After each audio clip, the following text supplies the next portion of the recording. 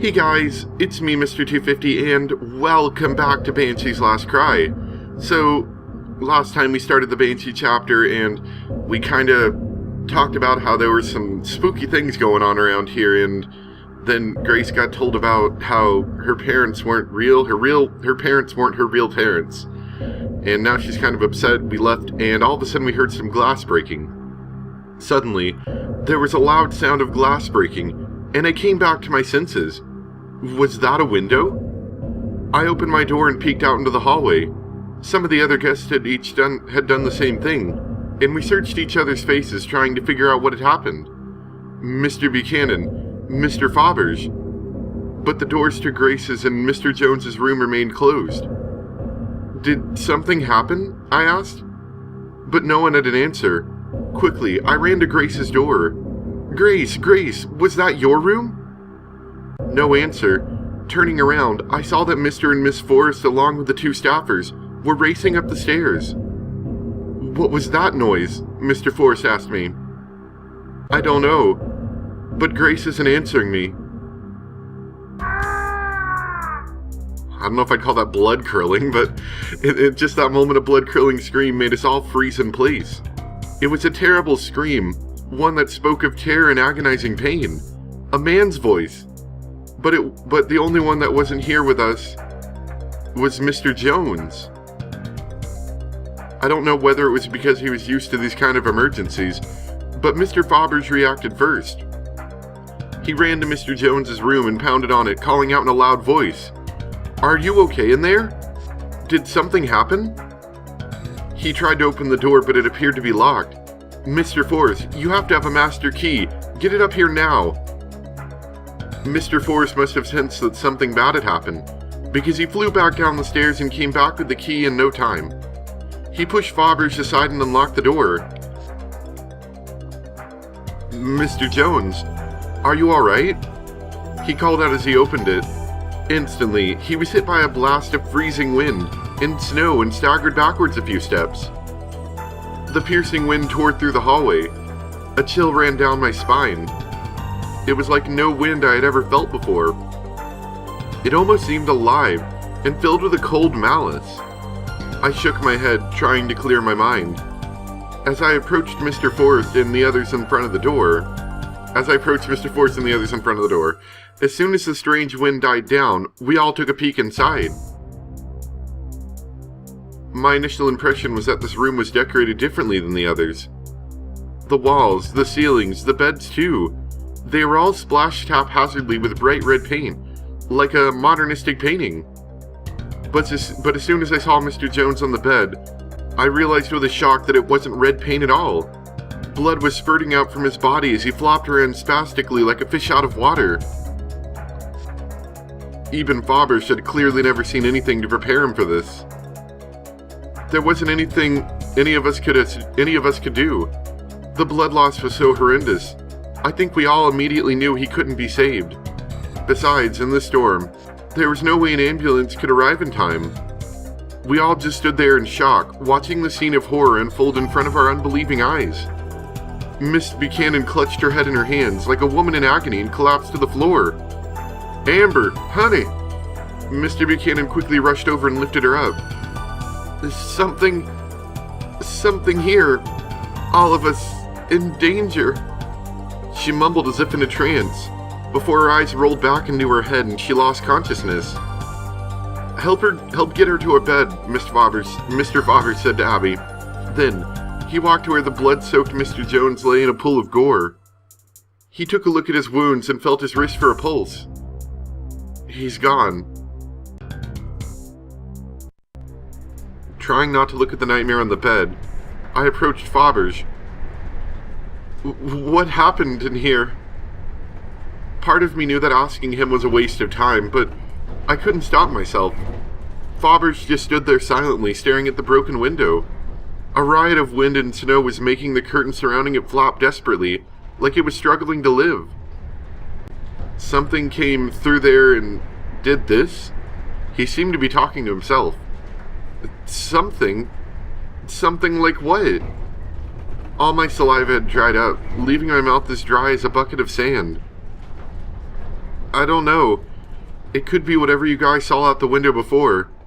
Conventional thinking would say it was a person or some kind of animal. Animal? Could an animal do this? Maybe some kind of hawk or a wolf.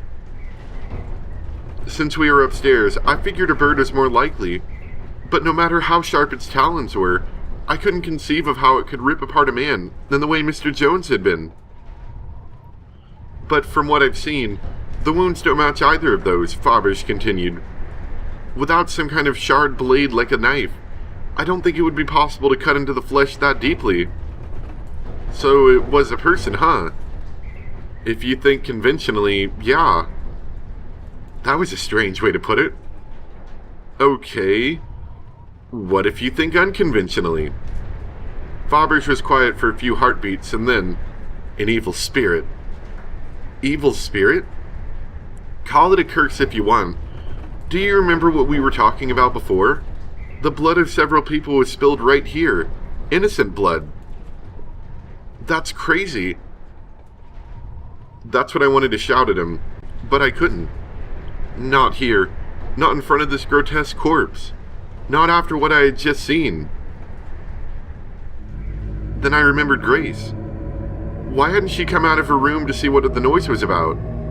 Suddenly frightened for her, I took off like a shot, straight to her room. I knocked on the door even louder than before and shouted her name. Grace, Grace, what's wrong? Answer me! I was about to run back to Mr. Forrest to borrow his master key when the door swung open. Max? Couldn't you keep it down a little? Grace was standing there with the towel wrapped around her head. Grace, are you okay? What have you been doing? Huh? I was taking a shower. Now that I'd calmed down enough to notice, I saw that all she was wearing was a bath towel. Beads of moisture were glistening on her pink neck, rolling down into the luscious valley where terry cloth met skin. It felt like I was zapped by an electric shock.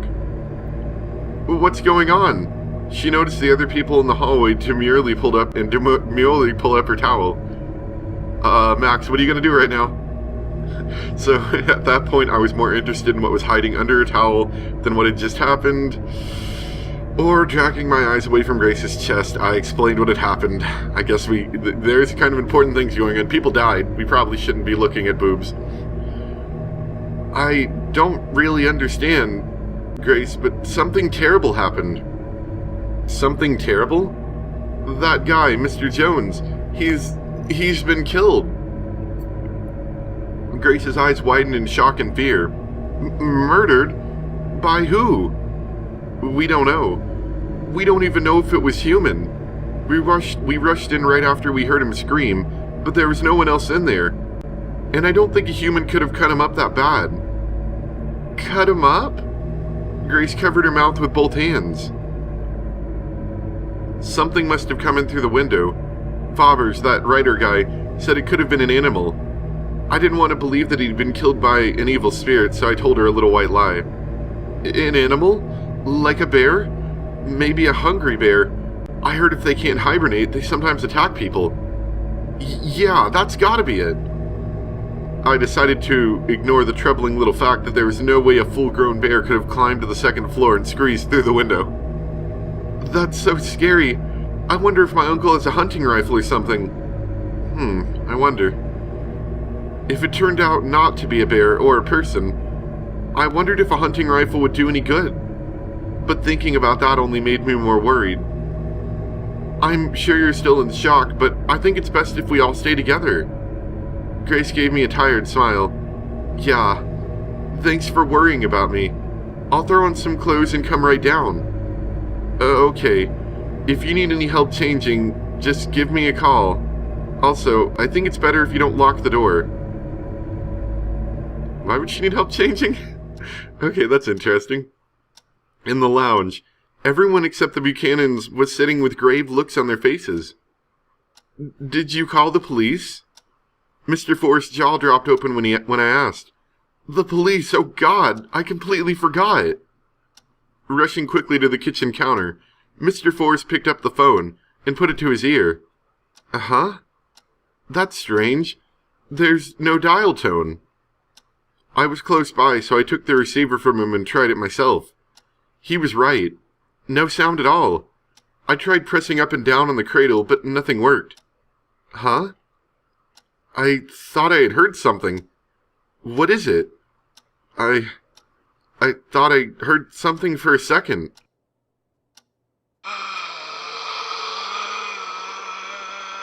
Ooh, that one's a little creepy. Whew.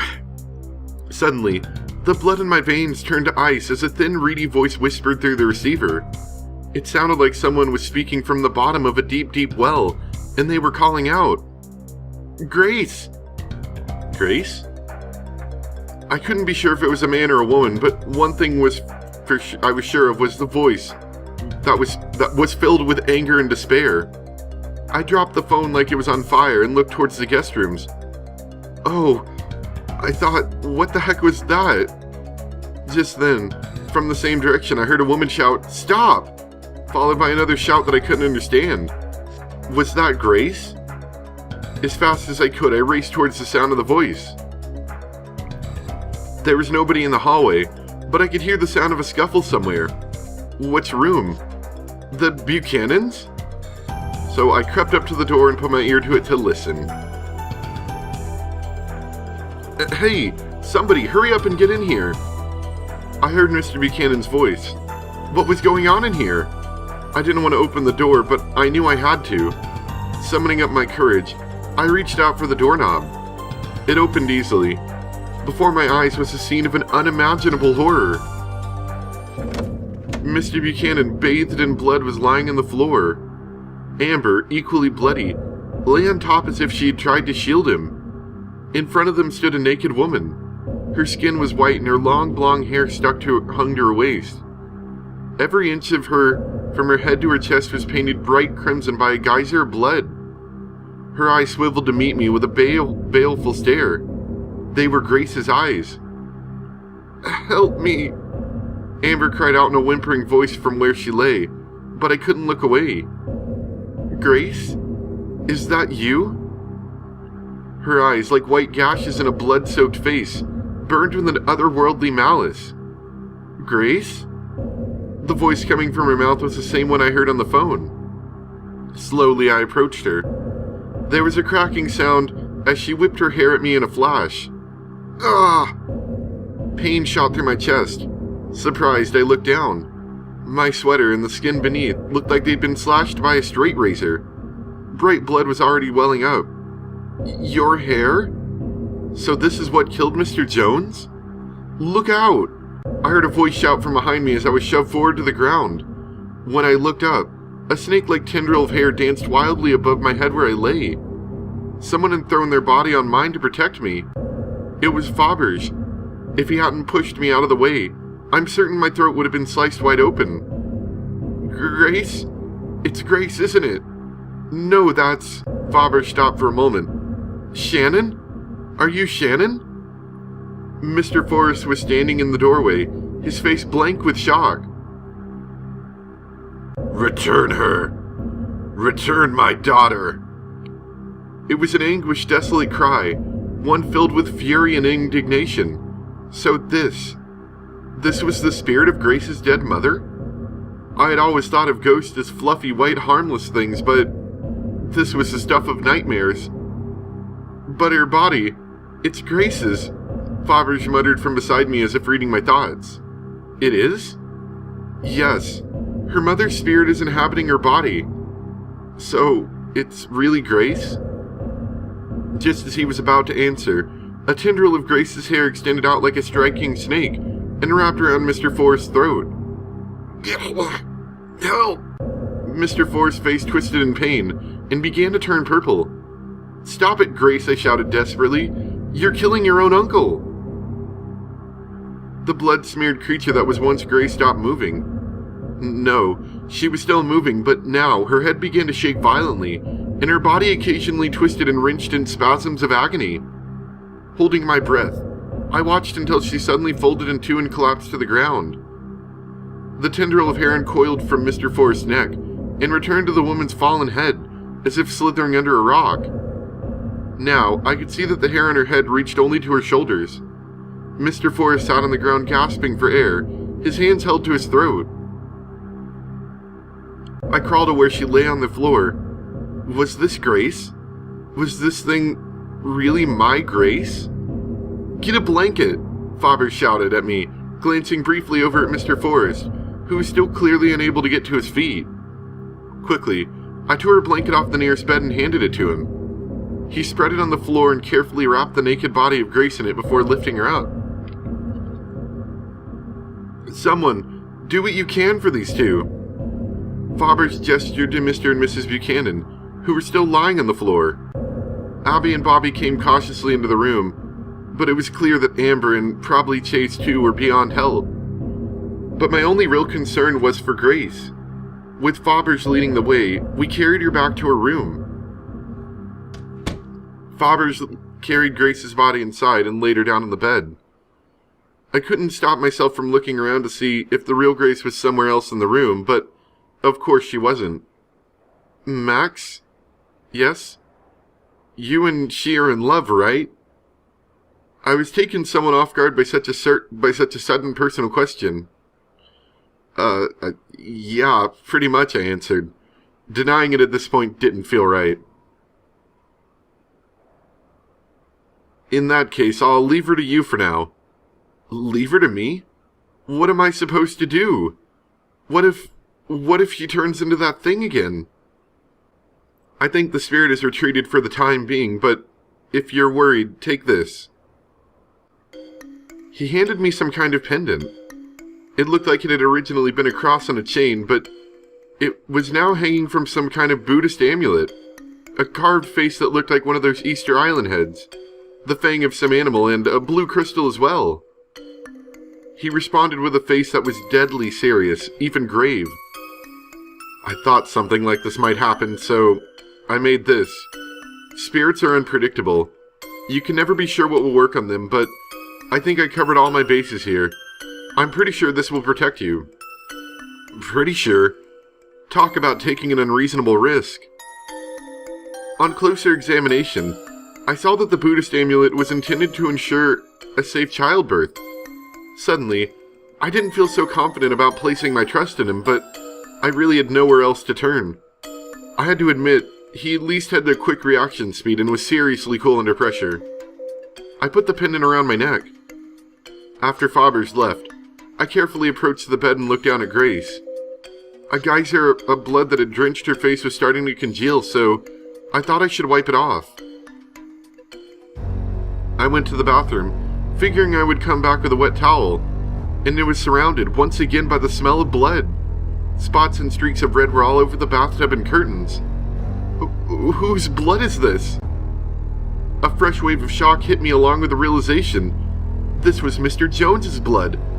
Possessed by her mother's spirit, Grace must have gone into Mr. Jones's room naked, killed him, come back and taken a shower to wash off the blood. She went on with me like everything was perfectly normal afterwards. Sensing something, I turned quickly around. Grace was standing there. Oh! Before I could call out, a thick coil of her hair had wrapped itself around my neck. Was she going to cut my throat? Choke me to death?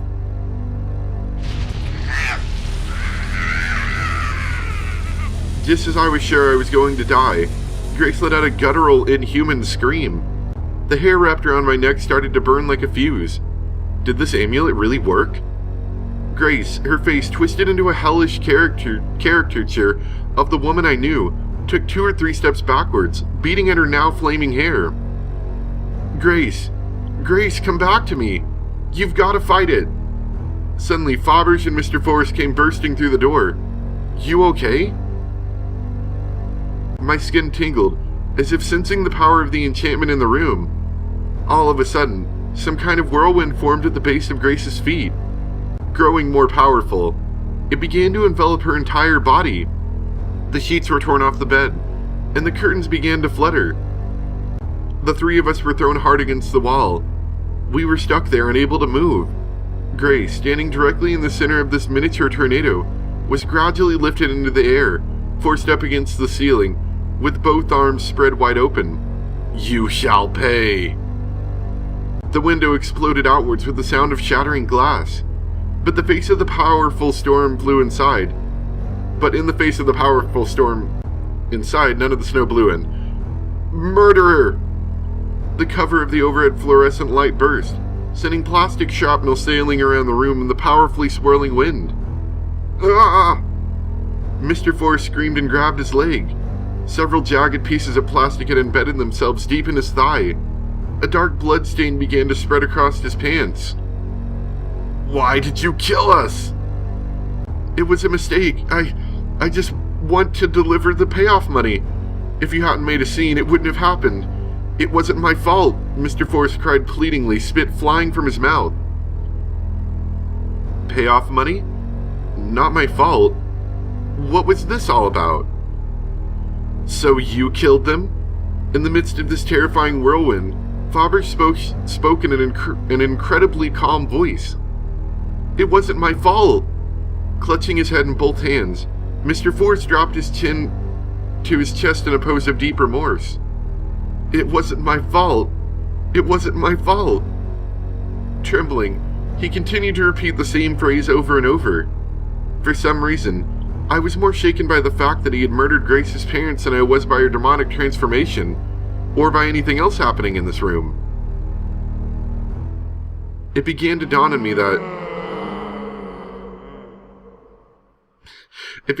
on me that at some point, the mini tornado had stopped.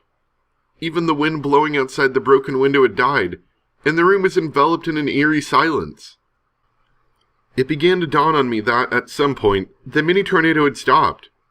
Even the wind blowing outside the broken window had died, and the room was enveloped in an eerie stillness. I just stared at Mr. Forrest, forgetting even to breathe. Suddenly, the silence was broken once again by that demonic voice. I will not forgive! Mr. Forrest gasped with surprise and terror-stricken, looked up at Grace floating in the air before him. I will never forgive! With that, Grace's body was engulfed in what looked like a blue-white flame. A thick rope of her hair shot out and reached towards Mr. Forrest's neck. As if entranced by it, he sat there unmoving, his eyes staring wide. Max! Faber shouted. The amulet! Throw it at her! Frantically, I tried to unfasten the chain and take it off my neck, but it was stuck. I gave it one hard pull and the chain snapped, spilling the various charms all over the floor. Hurry! Grace's hair had wrapped around Mr. Forrest's throat, pulling him inexorably towards her. With a look of utter anguish twisting his face, he was raised to his feet, then forced up on his tiptoes. Help! I feverishly looked around at the charms scattered on the floor. The cross, the carved head, the animal fang, the childbirth amulet, and the blue crystal. I had no idea which one of them would work. The cross and the childbirth amulet were the closest to me. So we're going to pick up the childbirth amulet and throw it at Grace. But it was so light that it lost momentum midair, falling harmlessly to the floor before it reached her. Next, I threw the cross. The instant it touched the blue-white flame surrounding her, it burst into flame and fell to the ground, a blackened hunk of metal. Filled with a growing despair, I grabbed for each remaining charm and threw them one by one. The fang, the carved head, the crystal, none of them had any effect. By this point, Mr. Forrest was dangling in the air, his legs kicking frantically. Stop! Faber shouted desperately. But a moment later, Mr. Forrest gave a final spastic jerk, and then went limp all at once, like a marionette whose strings had just been cut. Stop, sis! It's time to stop! Did he just say sis? I froze, jaw hanging open, and stared at him. Faber's got to his feet and squarely faced Grace as she floated in the air. It's me, Jonas. Come on, Shannon. It's you, right? I couldn't take my eyes off the two of them, so I blindly groped around with my hands to see if I could find something else to throw. Did he really say sis? My fingers touched something, and I picked it up. It was the Buddhist childbirth amulet. I just knew it wasn't going to be any help. I slammed it back into the floor and looked around to see if there's anything else I missed. Faber's continued to talk to Grace. I was over at her aunt's house when it happened. No one would tell me what happened afterwards. I was too young. I didn't find out the truth until after I had graduated high school. I learned that everyone in town knew who'd done it, but they'd kept it covered up. They'd all been bought off. The police, too. I swore to myself that I'd have justice. Suddenly, Mr. Forrest's body dropped to the ground. He didn't move a muscle, so I figured he must be dead. Faubers ran to him and felt for a pulse. Justice for us. Revenge. Faubers shook his head. I don't mean I planned on killing him. I just wanted to uncover the truth. Legally, it's already past the statute of limitations. No, I will not allow it.